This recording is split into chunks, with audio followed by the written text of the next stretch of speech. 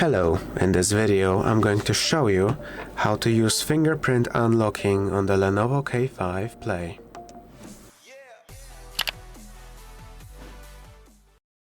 You have to unlock your phone.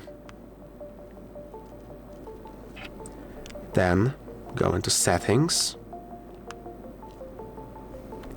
where you will see the phone unlock option.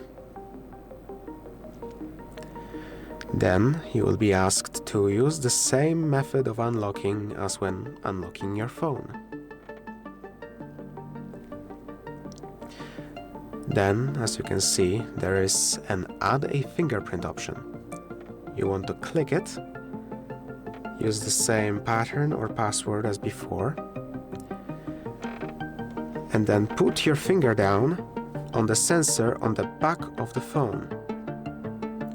You will have to do this repeatedly to let it scan your entire finger.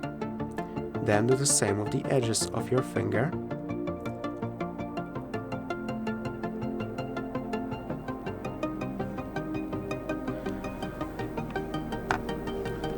Then, when you're done, click OK. And you can now use fingerprint unlocking by putting down the finger on the back of the phone.